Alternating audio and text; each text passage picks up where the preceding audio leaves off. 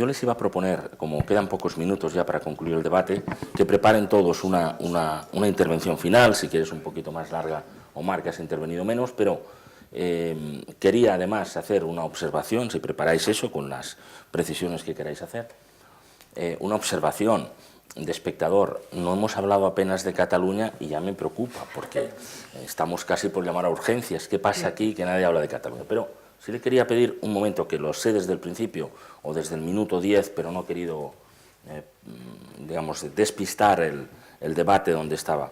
Me pasa la noticia de que el Supremo retira las órdenes de búsqueda y captura contra Puigdemont y exconsellers en Bruselas. Probablemente lo sabíais o lo habéis leído. Sí, lo he leído. Sí, me gustaría, si lo podías comentar un momento, Ignacio, qué es exactamente eso y en qué cambia el escenario en el que estamos, y luego ya concluimos con lo que teníamos que hacer. Adelante. Sí, vamos a ver, muy rápida y didácticamente. Vamos a ver, en el caso de la Unión Europea existe el principio de reconocimiento mutuo y no es la extradición, sino hay una extradición simplificada que es la Orden Europea de Detención y Entrega.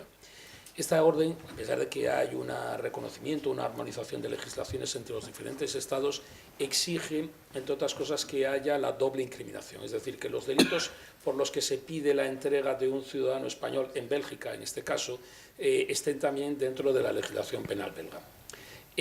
Solamente el delito de malversación de caudales públicos está en ambas legislaciones.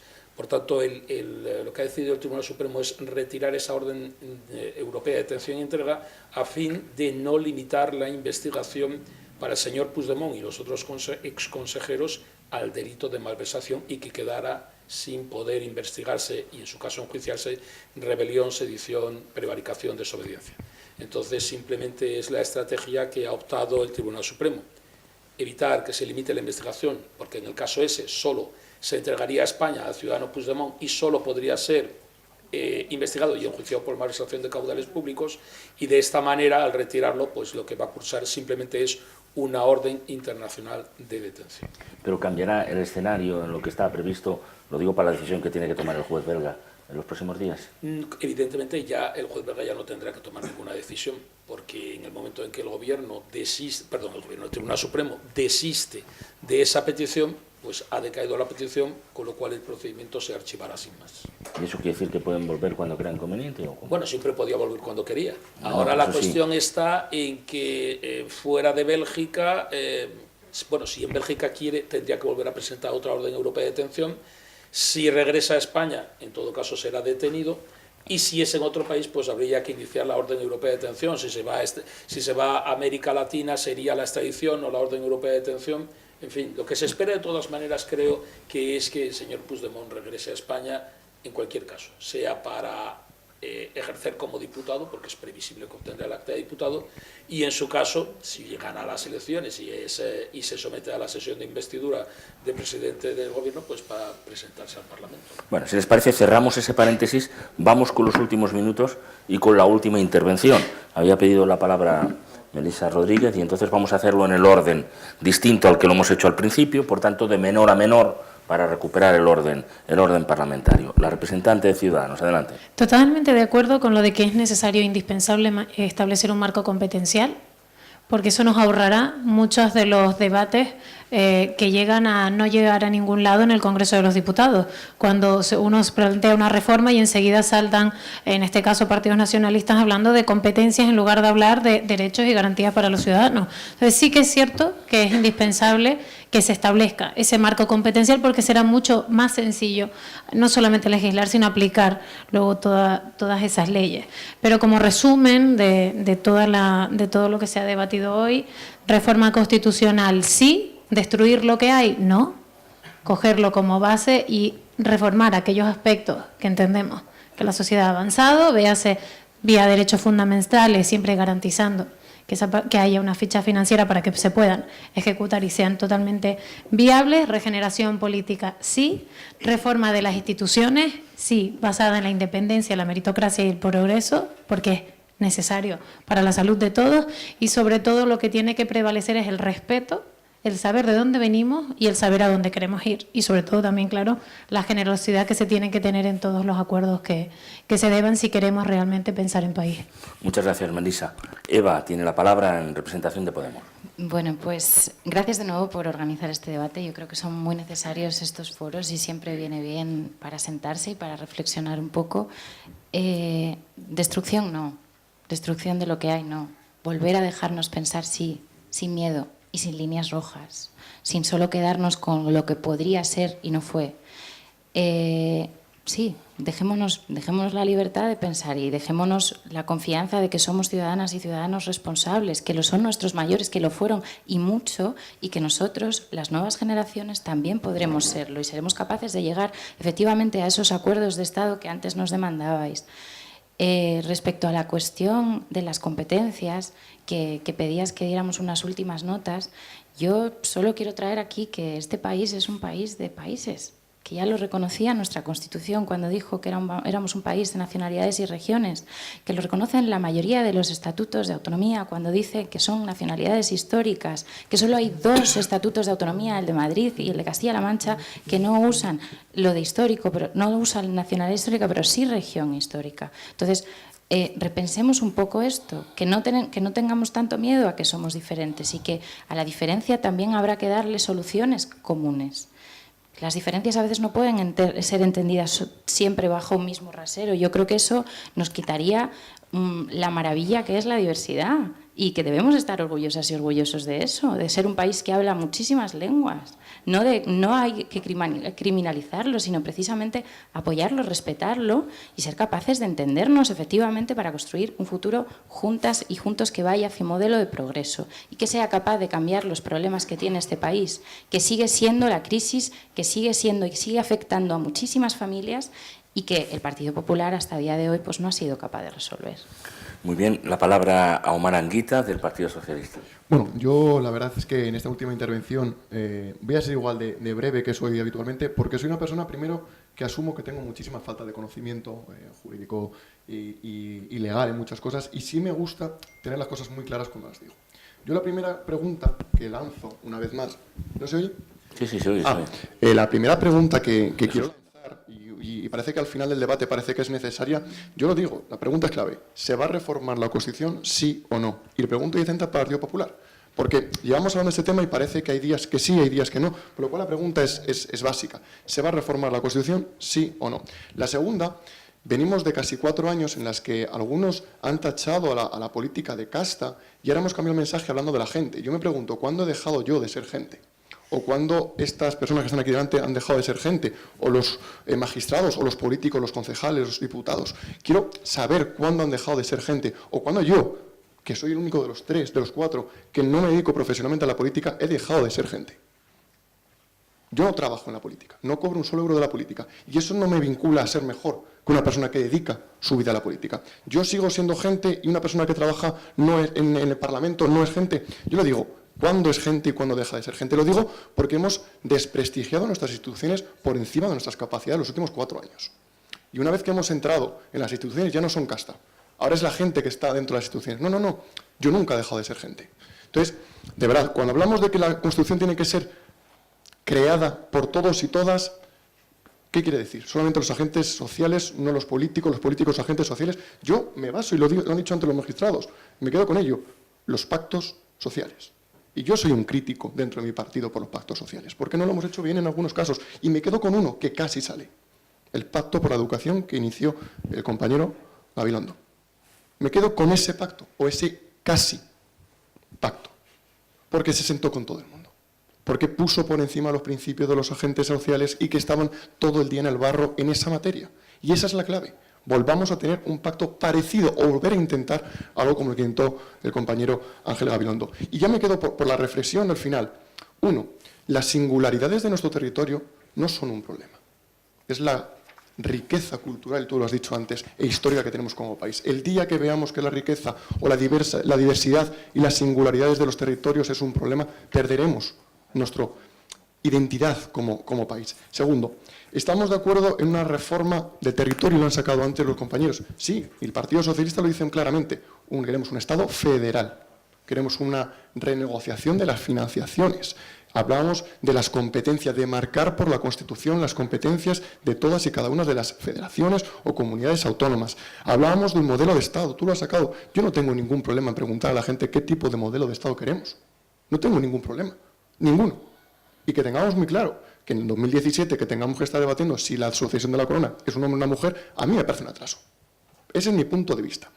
Hablábamos del Senado, estábamos de acuerdo en el Senado, en reformar el Senado, prácticamente todo, y además Diego también lo ha dicho, y me ha sorprendido que el Partido Popular lo tenga claro, hay que reformar el Senado, estamos de acuerdo, busquemos aquello que nos une en la reforma del Senado. Estábamos de acuerdo en reducir los requisitos para una ILP, yo también estoy de acuerdo. Entonces, si os dais cuenta, yo veo las similitudes entre nosotros con las diferencias estratégicas políticas que tenemos, y quiero creer que va a haber gente parecida a nosotros que va a tomar las decisiones como hoy estamos aquí nosotros, escuchando de frente y viendo qué es el lado positivo de lo que propone y no solamente qué puedo sacar rédito a través de un tuit o a través de un medio de comunicación. Y ya por último, y esto es una reflexión casi personal, yo he sido muy crítico muchas veces con el modelo que tenemos, quizá el judicial, en el que no hay esa independencia muchas veces que se critica y demás. Pues yo tengo que celebrar que creo que ningún partido político estratégicamente nos venía bien que ningún miembro del gobierno de la Generalitat estuviese en la cárcel. Creo que estratégicamente no viene ninguno, porque creamos unas víctimas, como ellos han dicho, que son presos políticos, y no son políticos presos. Y sin embargo la justicia se ha mantenido intacta y ha tenido muy claro cuál era su decisión. Y los partidos políticos, algunos han optado por decir creo que es un error, otros hemos dicho, oye, la justicia es independiente, ha tomado una decisión y hay que respetarla. Pero creo que no nos venía bien a nadie. Básicamente porque se ha creado unas víctimas que de verdad no son presos políticos, son políticos que están presos por saltarse la ley. Y sin embargo se han mantenido. Por lo cual, ¿qué tenemos cosas positivas? Pues por supuesto, en la justicia tenemos que avanzar muchísimo y aquí, mejor que ellos no lo voy a decir yo. Y sin embargo se han mantenido completamente aislados del ruido mediático. Por lo cual, dejémonos de buscar las diferencias para intentar sacar una rentabilidad política dentro de 3 meses, unas elecciones, y empecemos a plantearnos qué modelo de país, qué modelo de futuro, de convivencia queremos entre todos nosotros y nosotras. Gracias. Y esa es en lo que vamos a estar. Disculpe. Gracias. Don Maranguita es secretario de Juventudes Socialistas, lo digo por los que se han incorporado al debate, y cierra Diego Gago, que es presidente de Nuevas Generaciones. Bien, escuchando las intervenciones se ve que hay un hilo de esperanza, ¿no? Y un hilo de esperanza y se demuestra que estos 40 años de democracia, estos 40 años de Estado de Derecho, estos 40 años de una Constitución vigente que nos ha dado, como decía al principio, el mayor régimen de libertades y de sentido común democrático, se demuestran las intervenciones que aquí tenemos. Y yo me alegro y celebro que, con independencia de no ser habitual, que en los debates políticos solemos tener mucha más confrontación y, sin embargo, permitirme humildemente que diga que hay mucha cautela encima de la mesa, de lo cual yo celebro, ¿no? Aquí se han dicho cosas, yo coincido con muchas de ellas. Marco competencial, sí. ¿Una futura reforma de la Constitución? Pues también. Ahora, una reforma de la Constitución consensuada. Decía Omar y finalizaba su intervención. Hay que saber a dónde queremos llegar. Yo empecé así y termino igual. Hay que saber a dónde hay que llegar, ¿no? Pactos de Estado, fundamentales. Hemos aprobado el primer pacto de Estado. Se ha aprobado el primer pacto de Estado contra la lucha de violencia de género en la historia democrática en nuestro país. Hay que llegar a un pacto de Estado en cuestiones elementales como la educación, clave. Llevamos 30 años o 35 años con los mismos modelos educativos socialistas que no nos han posicionado al nivel que debería comparativamente hablando con otros alumnos de la misma edad de otros países de Europa. Sí. ¿Debemos hacer un cambio en modelo educativo? Sí. ¿El Partido Popular ha propuesto un cambio en modelo educativo? Sí. ¿Tiene el consenso mayoritario? No. Mal asunto.